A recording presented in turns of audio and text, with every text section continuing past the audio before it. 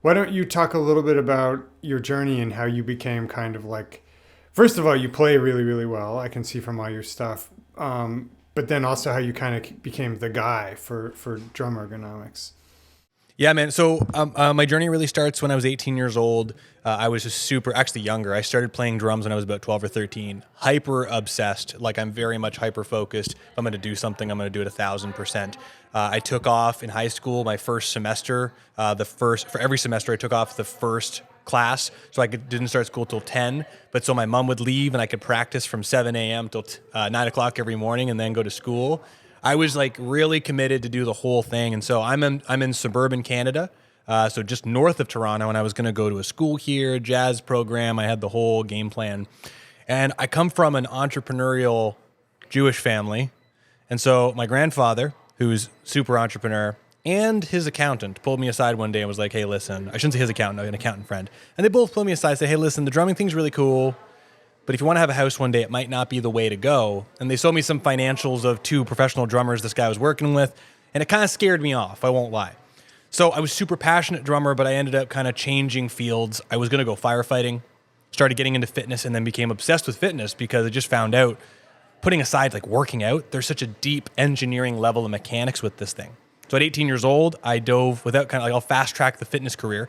I'm 36 now, so when I was 18, I dove all the way into biomechanics, exercise science. I had to pass some pretty crazy exams to get a job at this local gym. And with my knowledge around biomechanics, it led me becoming the head trainer of a team of 25 trainers. It was a really amazing thing. Let me work with seniors, people with orthopedic issues. I basically got the worst of the worst as a fitness professional. And when I was 24, my mentor, who was an international teacher for exercise science and mechanics, biomechanics, he passed away, unfortunately.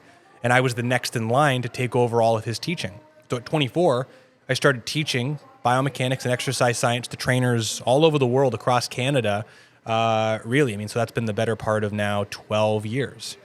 And so I've been educating personal trainers and fitness professionals around exercise science and taking ideas from classical mechanics and applying it in more of a practical setting, like if you have a bad shoulder, how do you pick up a cup? If you have a bad shoulder, how do you design an exercise to make it stronger and feel better? And that's been my day job. And 10 years ago, I opened a gym 100% devoted to that. Behind the scenes as my active meditation, consistently playing drums. I mean, I love it. Nothing more gets me excited than seeing a gigantic drum set and being able to go and just speak and communicate freely on that drum set. I mean, I was a Mike Mangini kid. I love the huge symmetrical drum set, but I love the idea of not just having a big drum set, that's a pet peeve, but owning it. So honestly, I've been studying with JP Bouvet for about 7 or 8 years, and he's just a ridiculously amazing teacher. He's just incredible. Before him, I studied with Jeff Salem in Toronto, who's one of the local studio cats, who's just like a super solid Toronto jazz guy. And honestly, man, it was about 7 or 8 years ago, I had opened this gym. I was working with, and I had NHL athletes in here and all these incredible people. And you know how like in high school or maybe elementary school, there's a guy who's, I mean, I don't know if for you, I wasn't the drummer in high school, right? Like I wasn't the drum guy. Like there was a drummer guy. There's like, oh, that's the guy that plays drums. And I always looked up to him and be like, I want to be like that guy. His name was Matt Dunn. He works at Roland Canada now. He's a super good guy. Shout out Matt. He posted on Facebook, screw the drums. The drums have ruined my back. I'll never play drums again. My back is ruined. And I kind of was like, F that. That is insane to me. Because one of my masters, part of my biomechanics master certificate, was analyzing exercise machines and ergonomics of exercise machines for people who had disease and big problems. So looking at a drummer, it was really, really quite easy to look at someone and see when they had problems. So I started making some YouTube videos. A couple of them went viral. And then I started writing for Modern Drummer magazine for about 2 years. 2017 to 2019, I think, about 24 articles. And then quite honestly, I mean, their whole ownership and everything changed over there. So I stopped writing for them, COVID, and now we're here. But quite honestly with you, man, I just really love helping people. I love drumming, but nothing would make me happier than to have every drummer never stop playing drums. I think this is an art form. It's like painting. It is like whatever, singing, whatever it is drums. It just involves a lot more physics than other instruments. And if we can understand enough about how this human skin bag vessel operates, we can reverse engineer decisions of things we do on the drum set and off the drum set to do this thing forever. I don't think anyone should ever get injured doing this thing. So that's a super Cole's notes, but yeah. Yeah, no, that's great. Let's jump right into some of my questions. And I feel like I'm pretty good just going off the top of my head, especially since you've teed stuff up so well. But here's one for starters. How do you think drums differs from sitting in general in the way we would sit at a desk? Because people say sitting's the new standing. Like, obviously, I think there's probably a consensus that a lot of the issues that humans have in the contemporary times are due to sitting all day. Drums, you're also sitting, you're also moving around. Like, in what ways is it better and in what ways is it worse, would you say? Yeah, there are parallels. There's like similarities and major differences. So if you actually look into chair ergonomics at all, right, they'll try to teach you to reduce the load on the spine. And one of the ways that they'll do that is they'll have chairs where they force you to sit up tall, and they actually have the chair tilted down at the front a little bit so more load goes down through your feet. And ultimately, they try to promote you sitting up tall with head positions. And ultimately, it's really you being in this static position and moving your arms in a way where there's not too much torque or stress going through your upper body. The key difference between chair ergonomics and office ergonomics and playing the drums is you don't have to move a lot in classical chair ergonomics than you do while playing the drums. So I know that there are a lot of people who will advocate when you're playing the drums lateral to chair ergonomics and other spinal education worlds, say you got to sit at the edge of the drum throne and you got to put your feet flat on the ground to reduce the load on the spine. There are a few flaws with that. One, if we think about ergonomics, that word is literally a synonym for efficiency. It literally means efficiency. So if we're talking about playing the drums, this is where, if we take the extreme examples of physical specimens like the Thomas Langs, the Alex Cohens, the metal drummers, who can do things with their feet and do things with the upper part of their body, you and I may never aspire to do that, but the thing they can do is they can move their feet independently and freely from their upper body. They're not limited upstairs because of their downstairs. I've done a video where I take scales and I put them down on the ground. And if you sit in the middle of your drum throne and you place your feet down on them, for me at 180 pounds right now, I put about 17 pounds of weight through each scale when I'm sitting in the middle of my drum throne.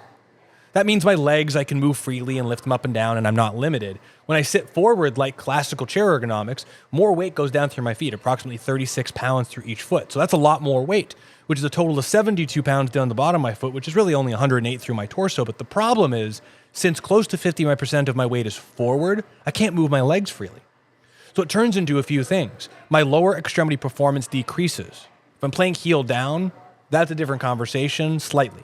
But if I'm playing heel up, if I'm playing heel up like most of us do, for me to keep time, keeping quarter notes or eighth notes on my left foot in any way, and then do syncopated bass drum strokes, I have to move differently because I physically can't lift my legs off the ground while maintaining a strong torso. The second problem is that when my weight's forward, when I want to operate with my lower body, it forces my back into extension to be a counterweight for my legs.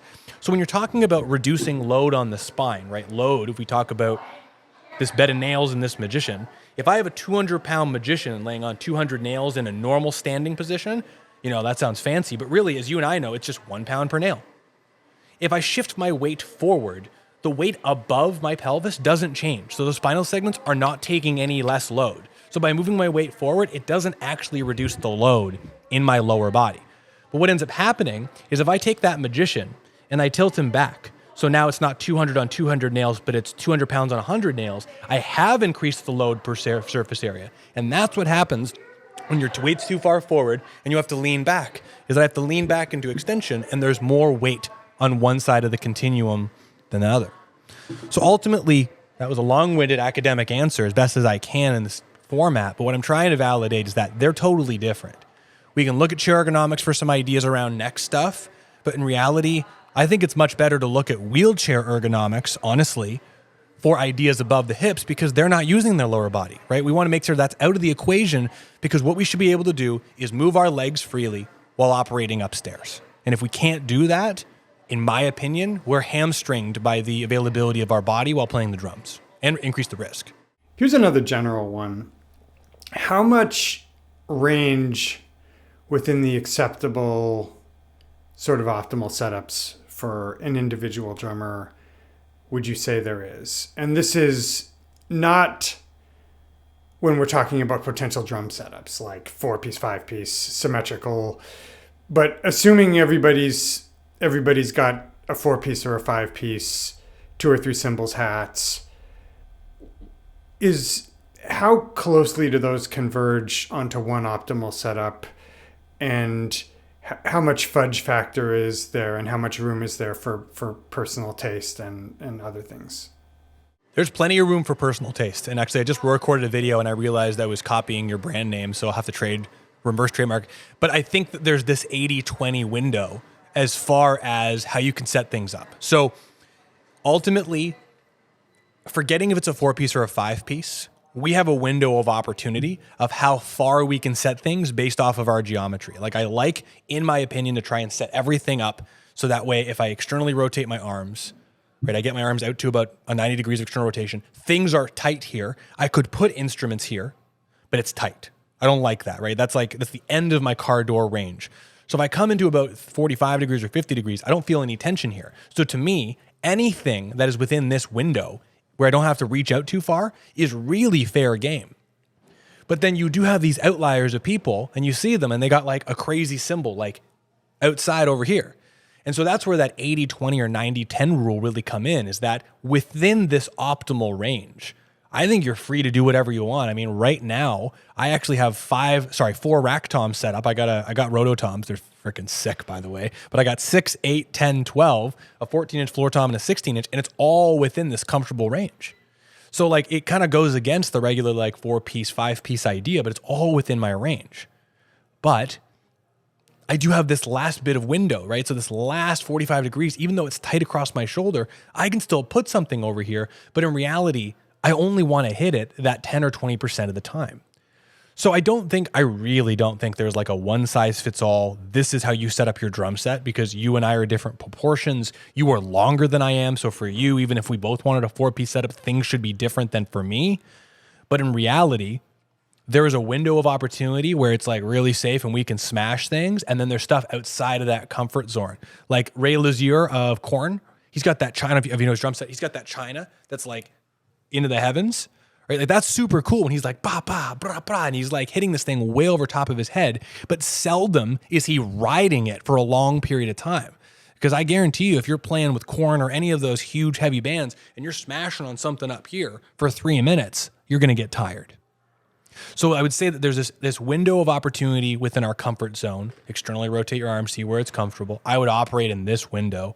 And then if you really want other bells and whistles that you play a small period of time, you can put them outside of that comfort zone, just understanding there's slightly more risk and slightly more work on the body in that position. Does that answer your question? Yeah, that's great. And I think that's a great basis to get started conceptualizing this stuff. Because I think one thing a lot of drummers are fascinated by, obviously, are setups, because we've all seen really, really cool setups from the time we first started looking at the internet, or for some people in my generation, opening physical drum magazines. Yeah. And yeah, so I think one big driver of setups was just what looks cool, especially in the 80s. So you would see these extreme setups with really, really high cymbals and really, really low throne heights. And I kind of want to go through a few of these things slightly rapid fire, but I guess I made a video a year or two ago about trying extremely low drums and cymbals relative to the throne height, and more sort of spacious setups.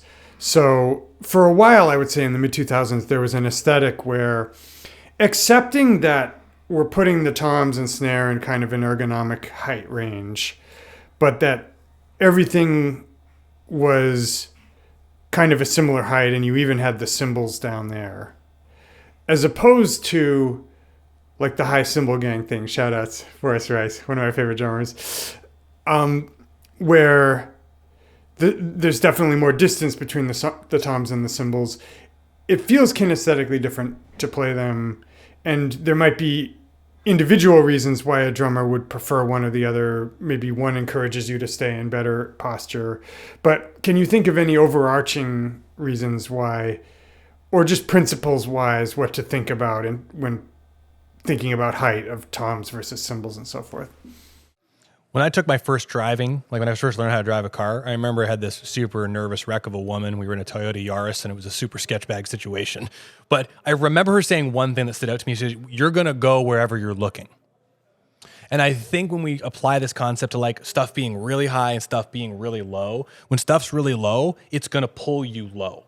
When stuff's really high, it's going to pull you up. Now, there's a point of diminishing return for all of these. Like there's a continuum of like, this is a good range and you get high. Like I think Forrest, honestly, I gave him a shout out a long time ago because he has got high cymbals, but he's got high cymbals kind of like in the Dennis Chambers kind of way. Like everything's kind of close to his body. So he's not reaching to hit stuff over here. Like he's all like within reach. So that's cool. Same with Zach Grooves. Like the majority of his cymbal setup, minus I think like one ride cymbal, everything is like, even though it's super high, he's not really reaching that far, which is all cool. But if you put it up really high, like some of the more recent Mike Mangini stuff, he's like, he's reaching up.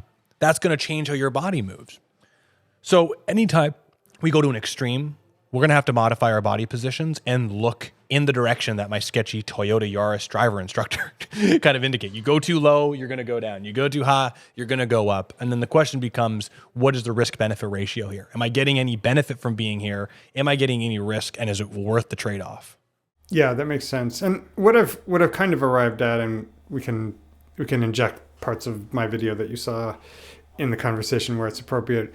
But what I kind of arrived at is a very, very medium throne height relative to my body, where I'm sitting just a couple inches above parallel to the floor. I like my snare and toms reasonably high, I guess. And then I like another maybe 6 or 8 inches between that and my cymbal bells. And just as you say, I feel like that sort of setup encourages me, even though from your critique I need even more encouragement, but encourages me to have my body up. And the times when I was trying, possibly sitting higher with cymbals put lower, I felt like that was sort of subconsciously encouraging me to hunch over the drums more. Yeah, and I think you're 100% right. I mean, it's just like steak, in my opinion, right? Like you eat a completely 100% raw piece of steak, there's going to be some risks, not good. And you have a super overcooked piece of steak, it's just not good, right? Saying you have a medium drum throne height, that's all just relative and subjective, right? It could be medium for you. It could be super high for my wife who's 5'2". It could feel high for me. It could feel low for me. At the end of the day, anatomically, we have positions where we are in a good position, center of mass wise, joint position wise, and the drums have a specific geometry we have to deal with. And then if you go to the extremes, the risks start to elevate. And so, or just become ridiculous, right? Like, is it raw steak or is it piece of leather? Like, we don't want that. So it's super great to hear, man. Yeah, but I mean, and I don't know how this is going to get organized, but I did look at one of your videos of you playing, and it's not an uncommon thing, like especially because the video you sent me, I believe you were practicing like chop out some kind of like outside of your comfort zone material, like you were working on pushing yourself a little bit, and correct me if I'm wrong, but that's where you see most people make weird like body movements because they're so uncomfortable with the material, they're trying to figure out how everything comes together. I mean, with motor learning, there are 3 steps, and I mentioned this in that video. There's a cognitive stage. Do I understand it, right? Like, do you watch Joel's playing, and you see him, you're like, I understand what he's doing, right? Check mark. Second, can you associate it, right? You got the sticks in your hand, you're on your drum set. Now, can I go from the floor tom to the hi-hat? Once you make that association, how many times do you have to repeat it becomes autonomous? That's relative to you and the way that you learn. But when you're uncomfortable, I mean, we're using all of our senses. Like you see the drummers moving their mouth and they're moving weird. It's because they're trying to organize it in their brain. Ultimately, if we start to understand that, we can calibrate all of our senses over time to really pay attention to it, right? Like, how are we thinking about it in our head, right? Are we thinking about it like the Benny Greb university? Can I do this group of 5, thinking of a word in my head to help me count it differently? Can I see where I'm going? Do I know what it feels like? Can I hear it? And once all those sensors are dialed in, typically it becomes autonomous. I mean, even right now, I'm learning a whole new series of vocabulary, and I'm listening for the melody of the vocabulary because once I can feel it and I know that this left foot lines up with this hand or whatever, and then I can hear it, it all comes together, not because of rhythmic drumming magic, but it's just because I can see it, I can feel it, I can taste it. Now it's automatic. So for you, and this is what you do and many people, you were doing, I should say, and many people would do, is that you were performing, you're trying something new, you were going down into this bad collapsed posture because you're trying to figure out and get closer to the drums. You're looking at it like that Yaris lady. That's cool. But the next thing is, okay, let's practice this thing. Don't think about, because the other thing that everyone does after is they go into hyper posture. They're like, oh crap, Brandon's watching, right? That chiropractor's watching me, and they start to play like this, and that's the wrong direction too, right? You don't want to do that because, if you've tried to deadlift like that, things feel terrible. You got to find this middle ground. But the thing is, it's like I'm practicing new vocabulary. I'm taking the right, left, left. I'm going backwards. Left, right, right, kick. Cool. While I'm doing this new thing that's new to my head, just sit tall. Just think tall, right? I mean, the easiest thing I can think of is don't think about like, chin in, shoulder blades back. That's cool. Just imagine you're being bullied by the high school bully and he grabs your shirt. That's it. Just pretend someone's pulling your chest up just a little bit. And that's it, because everything else kind of falls into place after. And if you're hyper conscious of that, it becomes automatic over time. Yeah. I'm not sure if you follow this YouTuber named Mike Isratel. He's like one of the main fitness guru guys. But he said something in a video a couple years ago. I think maybe he was reacting to like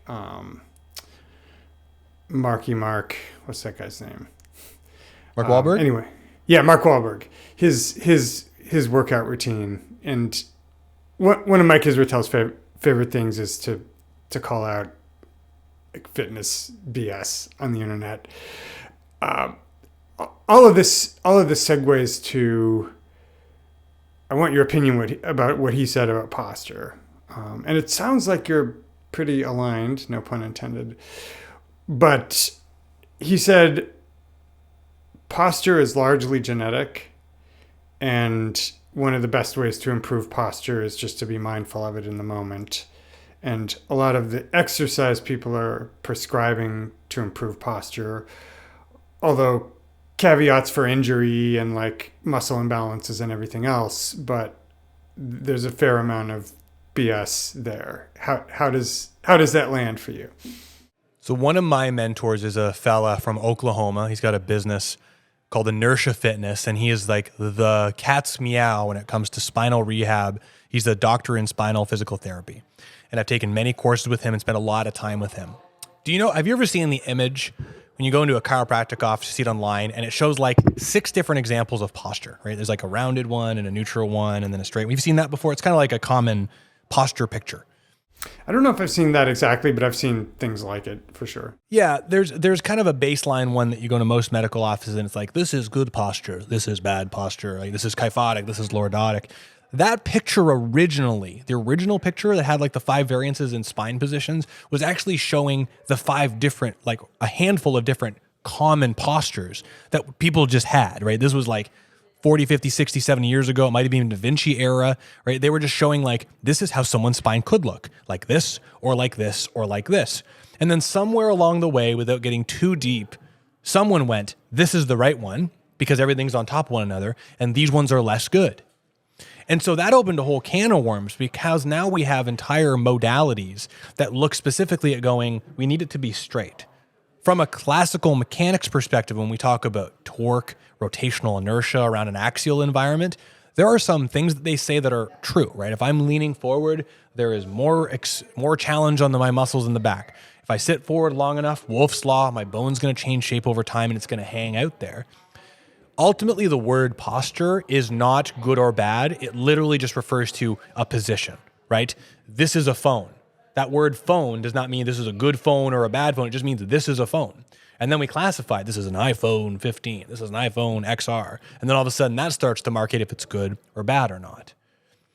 Here's what's most important. There are genetic qualities from some spines that you cannot ever, ever, ever, ever get to completely straight, because some people have got degenerative disease.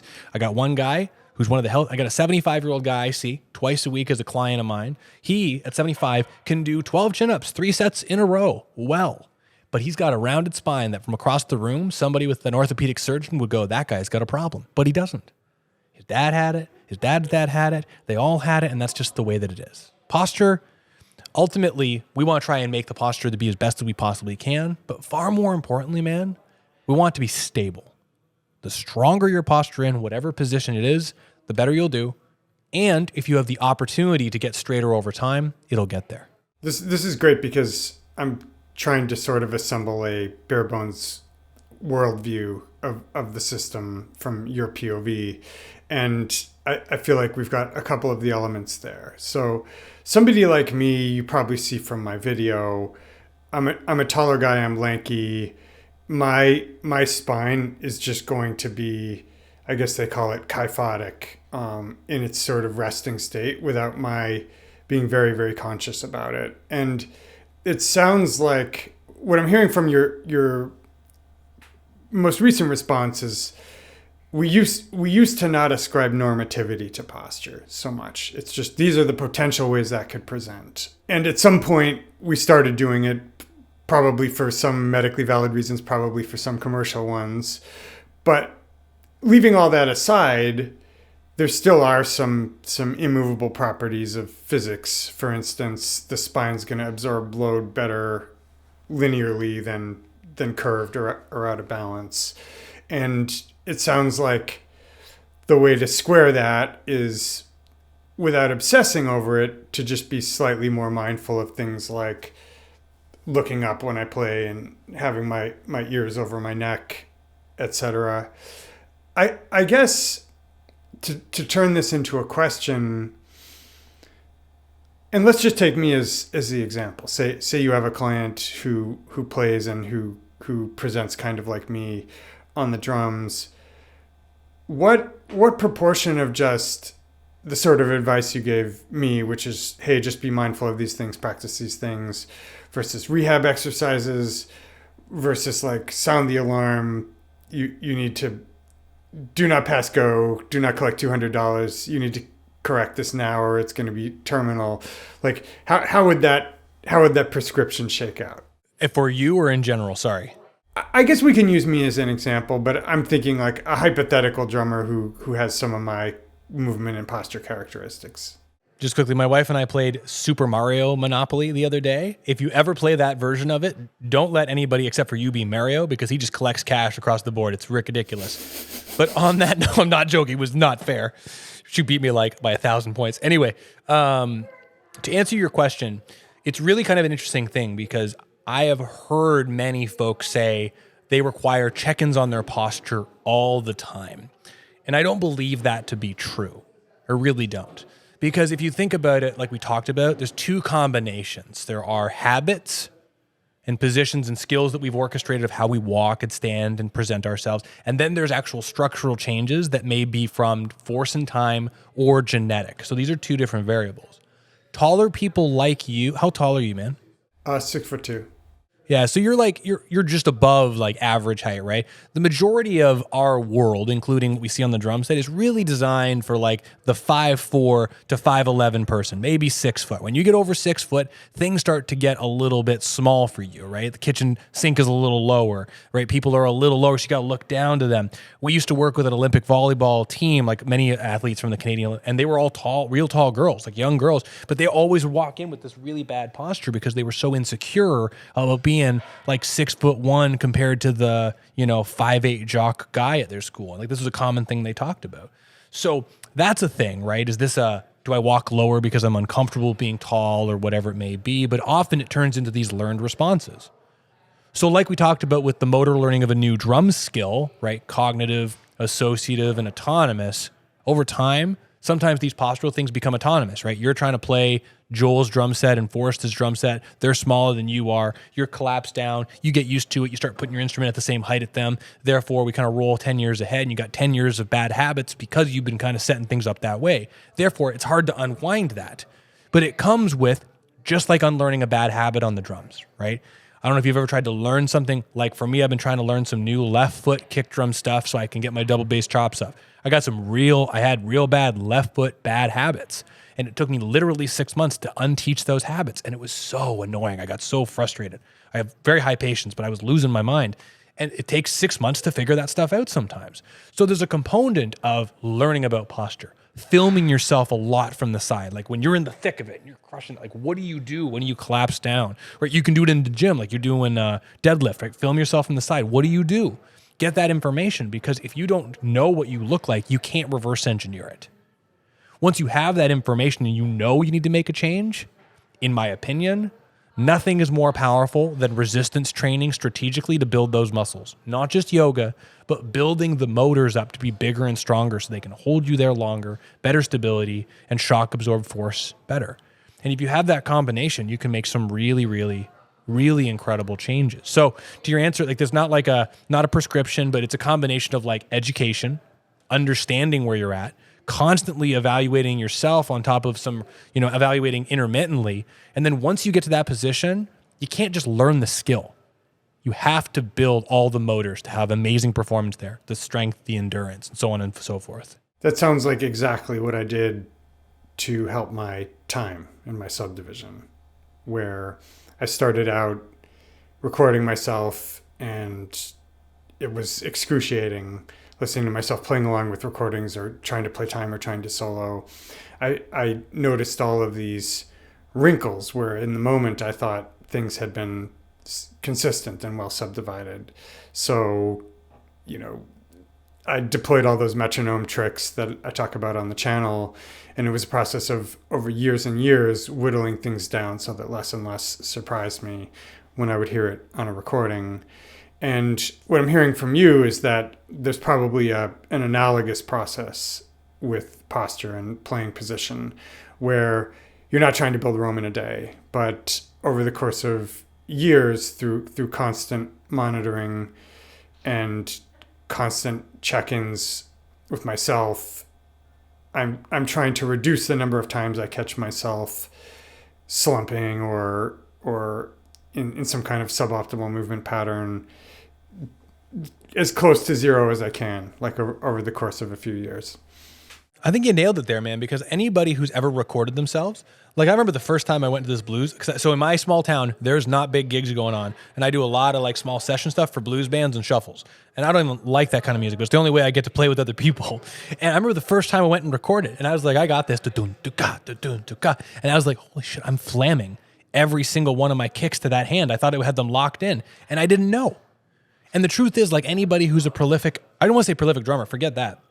Anybody's record themselves on YouTube or any sort of sound stuff whatsoever, the first time you watch yourself, I guarantee 99% of people never watch themselves and go, I crushed it, right? Everyone watches it and goes, oh my God, my left hand is doing that? Those ghost notes sound like that? I thought my kick was way heavy. Like they all like scrutinize. But then they reverse engineer it and make the change because they love the art that much.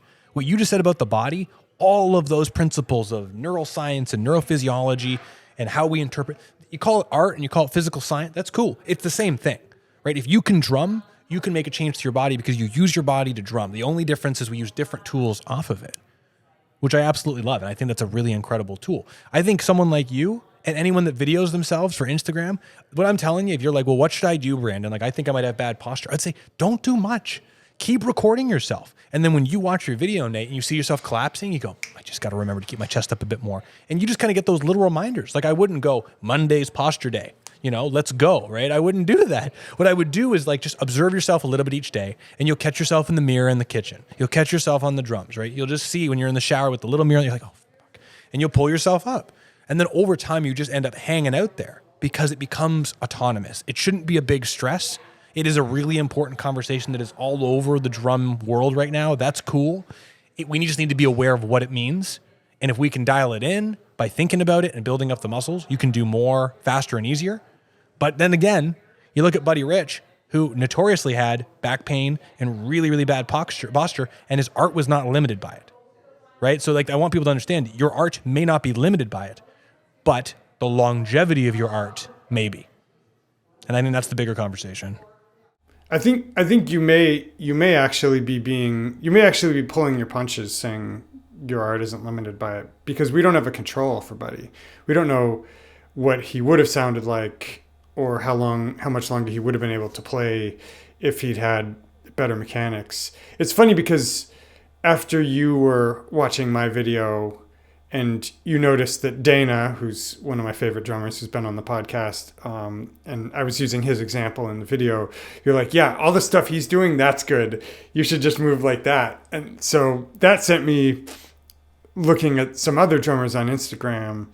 And I would say there's a correlation between really, really good players and good movement patterns, but it's loose. So you can find great players whose movement isn't optimal, and you can find a lot of good players whose movement looks really good. And obviously, people have had to work out certain efficiencies, even if it looks really really awkward.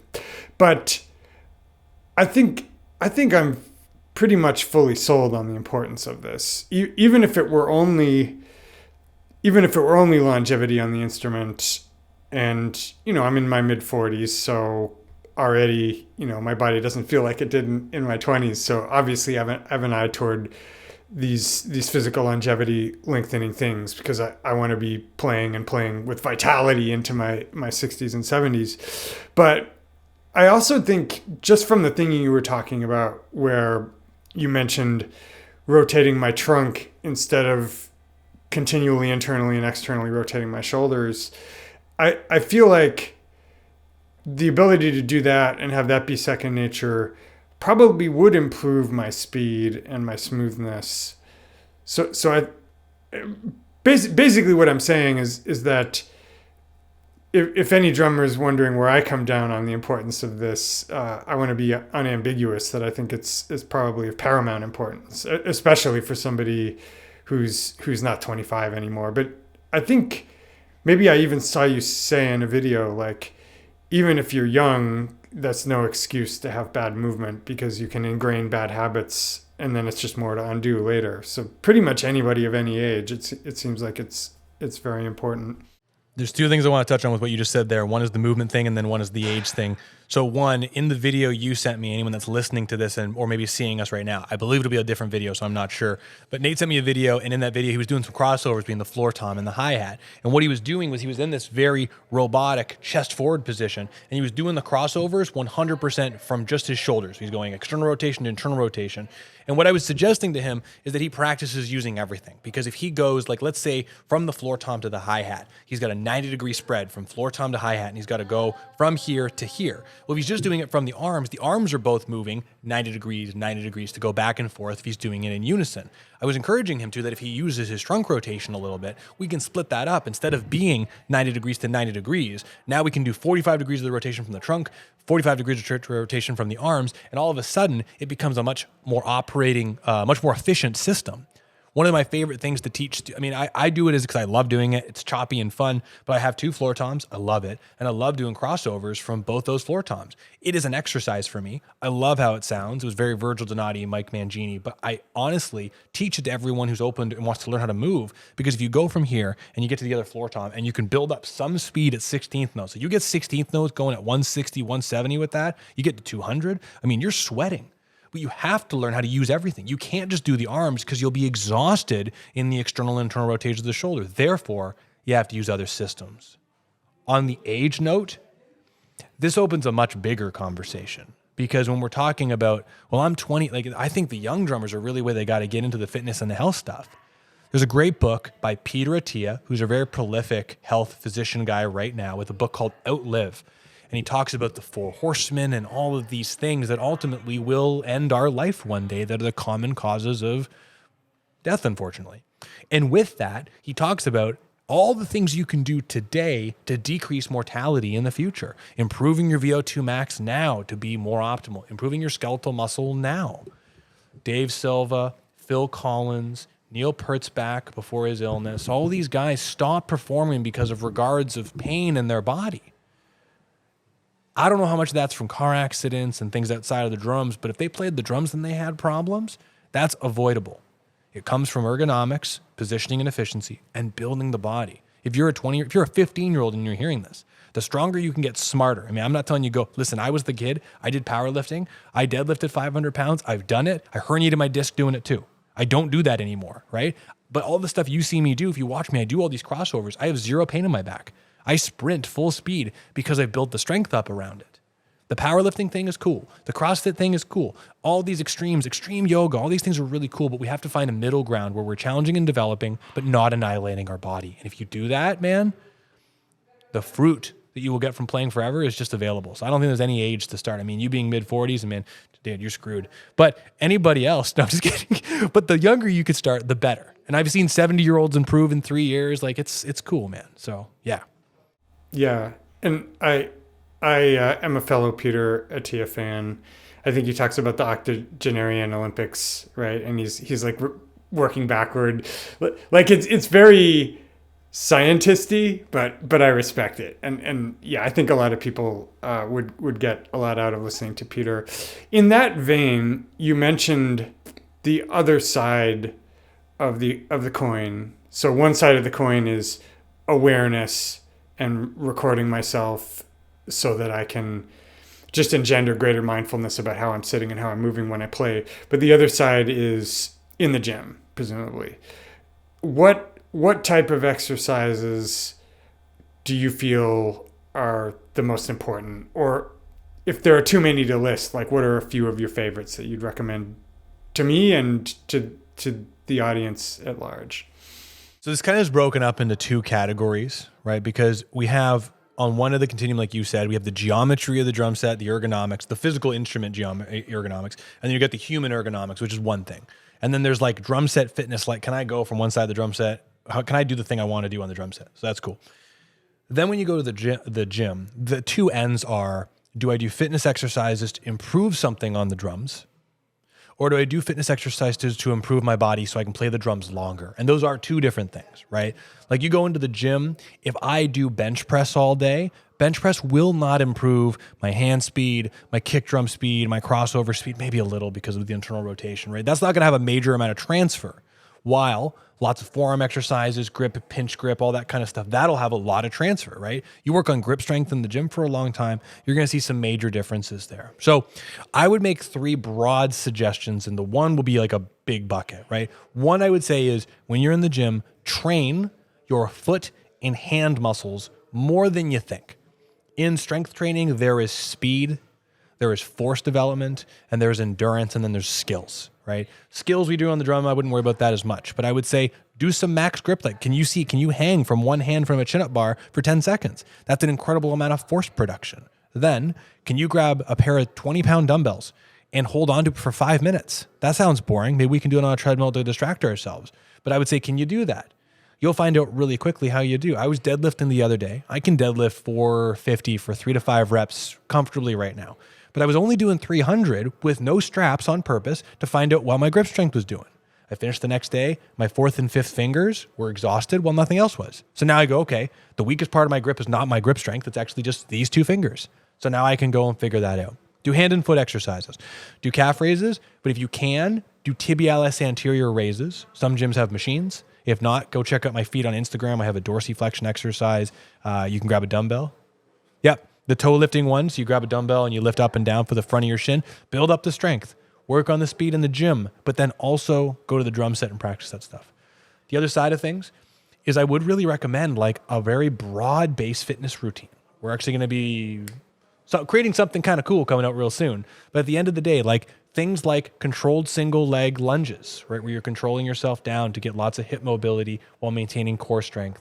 Doing abdominal exercises, really a well-rounded full body routine, even a very minimal one, like call it lunges, rows, a light chest exercise, lower back exercise, core, all that stuff, even just at a low level will be helpful and very beneficial for anyone who's not doing it. However, as far as core exercises, everyone I think needs to be doing some side bending exercises, lateral flexion, that's a major one that people typically don't do, and then trunk rotation. And then third bucket, honestly, and this is Peter Attia influence, is I would really recommend people do some heart health training. There seems to be, when I talk to someone who does not have a lot of fitness experience, 2 ways they think about cardio. They think about like steady state cardio, go for 30 minutes, and then interval training. What I've learned from Peter Attia that's completely changed my heart health in the last 18 months, and I wish I was exaggerating, was I've been focusing on what I would call more the VO2 max style training, which you might recall from his books. But if you do a sprint, it's 20 seconds, anaerobic, your body runs out of substrates in the muscles, you get gassed, and people stop. But the problem is, it's not really effective to make a big change because all you do is deplete what you got and then you stop. For VO2 max, you basically try to sprint moderately for 2 to 4 minutes. And I'll tell you, anyone who tries it, you'll hate it. It's awful. Your muscles burn, everything's exhausted, but it forces your heart rate into a high state and keeps it there. And it forces your body to utilize whatever it has, body fat, glycogen storages elsewhere, to help you get energy. So 3 categories in summation to make this a bit easier. First one, do hand and foot exercises. It'll transfer to the drum set off in the gym. 2, a generic, simple, full body routine will make a big difference. I'm a big fan. Like if you're asking, I like single leg squats when people can do them because it teaches them a lot about their body, single leg control. And then 3rd, I think everybody needs to be changing how they're doing their cardio to more VO2 max heart rate dependent stuff because it really makes a much bigger difference on the cardio than doing 40 minutes of sucking stuff or 20-second bursts. And there's so much, man, but that's a big thing. There's so much. Yeah, there's a lot. When you say single leg deadlifts, do you mean like pistol squats or could they be like lunges or Romanian I meant single deadlifts? leg squats. I'm so sorry. I meant single leg squats. Oh, but no, you said single leg squats. I misspoke. I said single leg deadlifts. Oh, but yeah. Did you mean like pistol squats or like Romanian deadlifts? Pistol squats, but if anyone's got the camera, like not necessarily having your leg out in front, but leg off to the side and go down as deep as you can, full stop, and then come back up. I wouldn't worry about the leg in front. That's kind of like the NHL thing where you're doing like the straight leg. You're too long for that, and most people can't really do it anyway.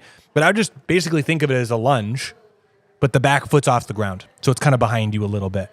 I love that. And what you can do if you really want to try and do it, like it's way harder than people think. Like if you've never done it before, I would do a lunge or a squat first. But if you are somewhat organized, try and do it and put your hand on something for balance, like hold on to a barbell or a machine just so you have some balance. But practice going up and down and you'll learn a lot about your right to left leg strength differences. Like anyone who's a right kick player who doesn't do any left foot work, you're going to feel some balance differences and organizational differences, but it's very humbling and helps you a lot. What about rehab style exercises like, what do they call them? Black Angels of Death. Have you heard of that one? Or rear delt flies or reverse pec deck or any of those sort of like posterior chain strengthening stuff. Like if you're already deadlifting, do you consider that stuff a little extraneous or would you say it's kind of case by case or what would you say? You know, without trying to like walk around your question, I'd say it's like it depends. You have to know the goal of what you're doing, right? Like if you're doing deadlifts and you're already making the changes and you have some measurable form to you're doing exercises for posture muscles, do you need to do more? Will doing more or these smaller exercises do anything?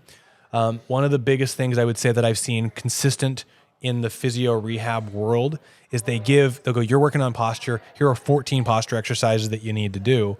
You know what I mean? If you look at an anatomy chart of someone's back musculature, let's see how fast I can do this. If you look at someone's back muscles, you'll see, right? Everyone's seen muscles before, right? The thing about this, if I do a row or a machine row or a dumbbell row or a cardio machine row or an elastic band row, it's all the same muscles, right? If I do a pull down or a chin up or a cable pull down, you know what I mean? You kind of see what I mean, right? If I keep doing all these things, the only difference is the time and the intensity, right? If I do a 1 rep max deadlift, right? That's like 15 seconds of like excursion on the top end, right? When we do these rear delts, these are all just super light. So is it possible that I could do the rear delt exercises for a 1 rep max and get the same effects as the deadlift? That's possible, but that sucks. That would feel terrible. Could I do the deadlift for 15 reps like I do the rehab exercise with a really light weight and get some possible effect? Possible. But here's the thing.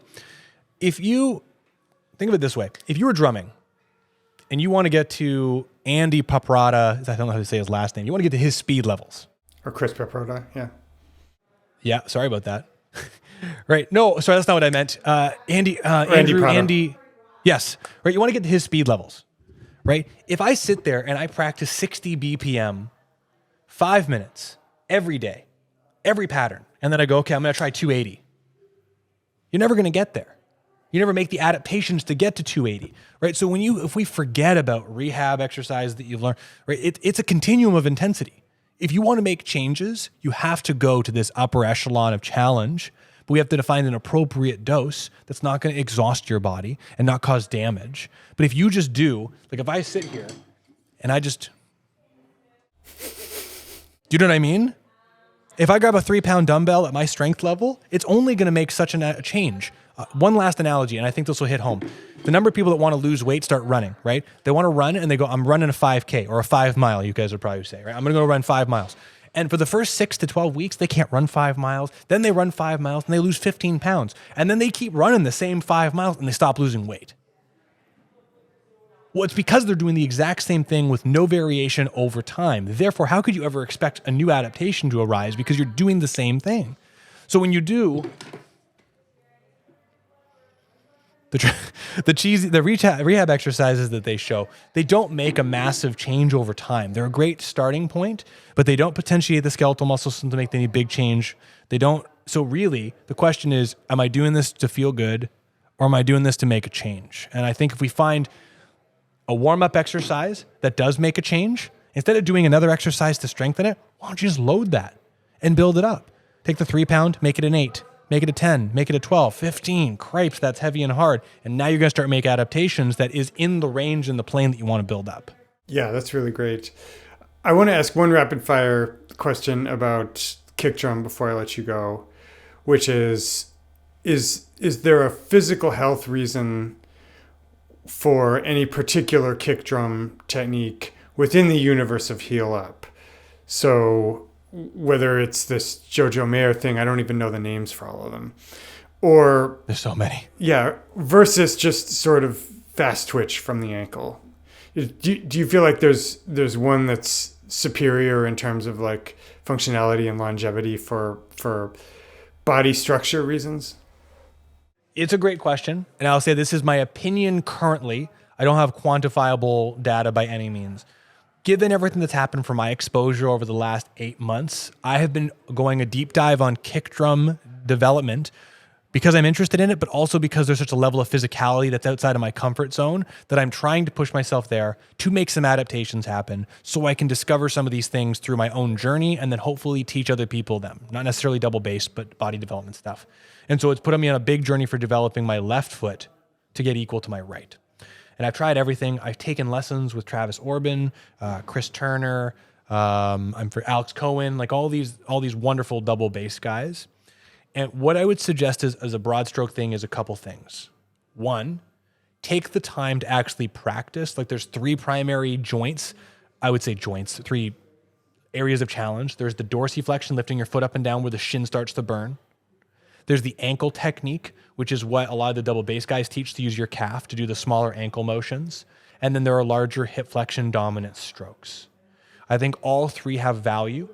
I've seen the greatest change in control and sensation by spending the time not letting my leg move and actually get my foot up high enough, actually practicing like ankle strokes, like doing the calf raise dominant strokes. I've felt changes in my doubles and my triple strokes on one foot by practicing that. I get way less shin burn and it's far more effective. There's lots of great ways you can do that. I mean, you can literally practice with your toes on the ground.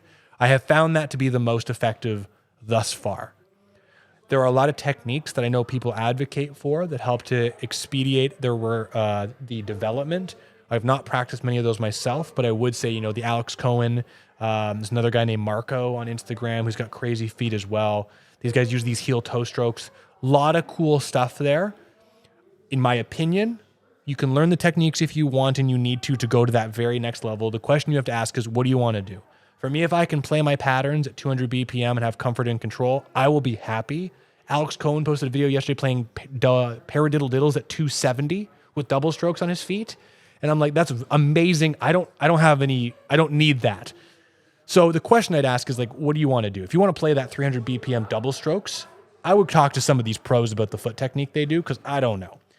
In my opinion, you build the muscles and control, it'll be great. I think the ankle technique is so far the simplest thing I've done. And Travis Orban's barefoot, bare hand technique he does, which is a derivative of Mike Mangini and someone else. That's a great way to develop it. But that's my answer so far. In my personal opinion, not qualified yet. Yeah, that's great. And that actually is completely congruent with what I do, which I kind of arrived at accidentally in what I teach. And I add the same caveat. I'm like, if you want the super extended techniques, go to those guys. But for pretty quick everyday playing, and I haven't, knock on wood, felt injury or gotten tired yet, I feel like that's a really good technique. Well, really, really appreciate your time. This has been a wonderful hour. where would you send people? Where's the first spot you would send people to check out what you've got going on? Right now, I'm extremely active on Instagram. It's a lot of fun there. So you can check me out at Drum Mechanics. I have a YouTube channel. I think it's Brandon Drum Mechanics. And I've got some big stuff coming up for a website that'll be a very inexpensive resource with some super nerds coming out. So keep in mind for drummechanics.com. I have a deep resource of PhDs and neuroscientists and buddies of mine that we're going to collaborate on something to make something that drummers have never seen before with a lot of real cool data. But if anyone has any questions, reach out to me on Instagram. If you got a drum kit you want me to look at, we can have a fun review, send it over, ask anything. And I do question boxes every day. So if you're like, hey, Brandon, I want to learn about this, just ask. And I'll do an Instagram story for you guys. But Nate, man, this was an absolute pleasure and a blast. Really appreciate your questions and excited to see where this goes. Yeah, likewise. Thanks so much.